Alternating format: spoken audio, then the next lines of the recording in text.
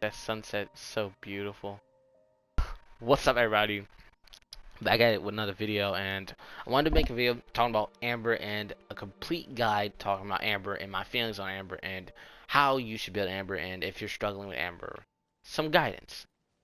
Um, if you don't know, I did not mean to open that. I went through a long relationship with Amber. I started building her a while ago, and I've gone through a myriad of phases with her, and I've went from weapon to weapon. I'm trying to figure out how I should build her, and then I finally went on with the main DPS role. But if you want to build Amber, first of all, we're going to talk about weapons, and want to build a DPS Amber. I think physical is a really good way to go, and I'll talk more about the sets, but I think a really good weapon and free-to-play weapon is the compound bow. And the reason I recommend physical for Amber, a lot of her elemental damage is not to par with everyone else's.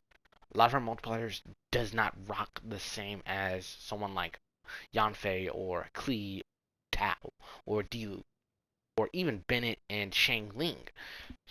Amber does not rock as hard as everyone else. You can make her with raw damage and raw numbers rock as hard, but I would say in terms of the multipliers and all that, it's not always the best. So I would say if you want to go a physical route, this is pretty good. You still can get pretty good numbers if you build her right and correctly. But also, if you want to just go pure sniper and have a more just, I would say, build center around sniping and aim shots. This is really good because this is reward you for aiming and aim shotting and things like that. Gives you attack, but I don't really like Protect Crescent. That's why I haven't built it. I would prefer to use something like Slingshot, which at max refinements increases your damage within 0.3 seconds of an arrow being fired. It will increase your damage. Okay, I read that all completely wrong, but you get the point. If not, it'll decrease the damage by 10. But basically, you have to kind of be a little bit closer, and this works on normals and charge attacks, and I think it's really good, and I think it's a good bow, and it's nice and free if you wish, right? You don't really need to spend money on for this bow, but if you just wish enough, you'll get this bow. So, it's easy, and I think even 3 stars cost like less to upgrade, so that's also a plus. But you can use, if you're going for support Amber, you can use this. This will be really good on Baron Bunny and her ult. If you can get her all these, you can always do melts and all this kind of stuff. And if you don't know, Amber's ult, like when it does melt and you do like massive melts, you'll do like 2k and you'll do like in total a lot of damage. But we'll get to that in a while. But energy recharge, if you want to run sacrificial, I don't think this is that good on Amber. I wouldn't recommend running this. I would say if you want an energy recharge weapon, run Favonius. It's way better. I think you have to get, the crits, like actually get the bonus. But artifacts, best in slot is Wanderer's Troop, and me, I think you should prioritize here attack, because attack percentage is, I think, scales way better with Amber compared to other numbers. I think attack percentage is actually her best scaling. That's probably why they gave it to her. But if you want support Amber, you can run energy recharge. You can run support Amber. You can run, if you want to get her burst all the way up, you can run noblesse and full noblesse. And if you want the physical route, you can go physical 2-piece pale flame, 2-piece bloodstain, 50% physical. That's just disgusting. I once had like 200%. I was doing like 10k, pretty good normals, delicious normals, even with like that, not that big crit damage. So you can do that if you want, and that's pretty good. I would say, not gonna lie, I don't wanna make you feel as if you can't use Crimson Witch, but I would say it's not her best in slot. It doesn't feel the best. To me, personally, I don't enjoy it as much as the physical sets or a physical, like, hybrid set with a physical cup and Wander's Troop. Like, I would say is my favorite set to run a physical cup on Wander's Troop.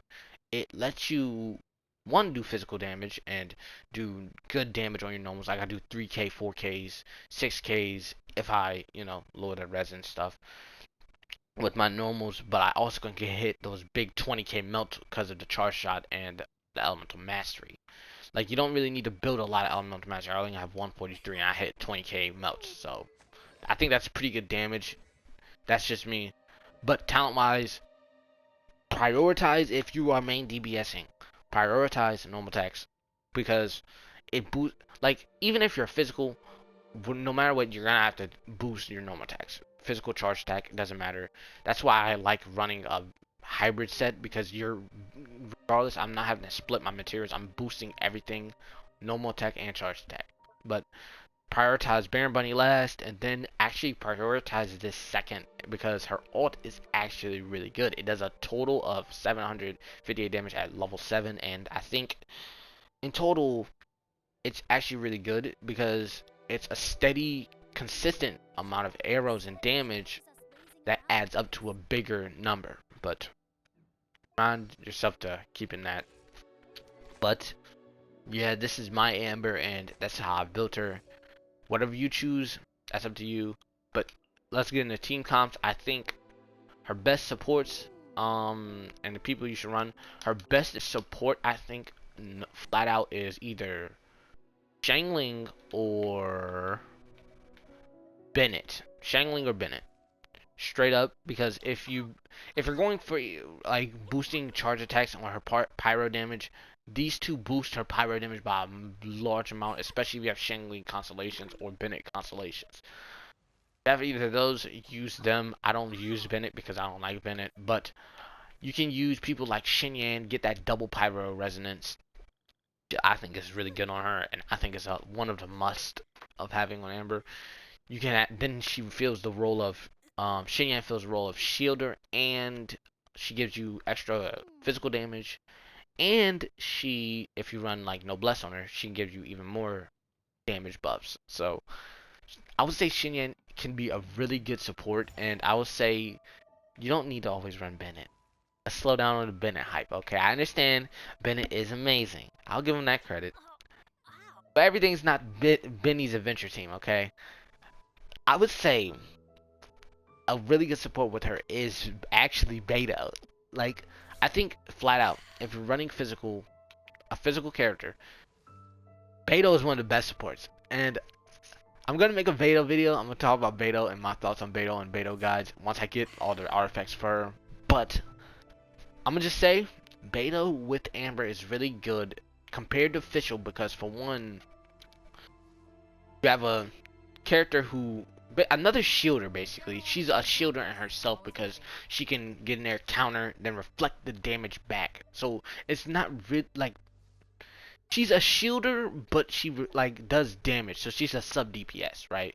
She can take the damage off of Amber. So like you swap into Beto, boom, reflect it back, get a bunch of energy. If I would say run her on energy recharge if you're with Amber. I've found a way to get my Beto. I'm gonna make a Beto video, so I'm gonna talk more about this later.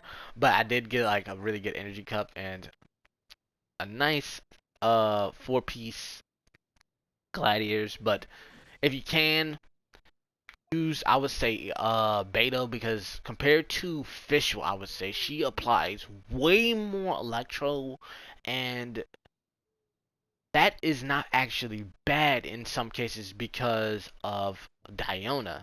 Diona, I think, applies so much cryo around the area that it's insane. So having Beto come in and then boom, hit everyone, then you could fire if you have with like either, well, it depends on who you want to use. You can use your Xinyan, like I use my Xinyan sometimes. Boom, hit all the enemies, get a shield, then swap into my Amber, and maybe they'll have a little bit more electro on them because Beto applies a lot of electro. And then you can just shoot a charge shot, and overload does pretty good damage now for pyro characters, I would say.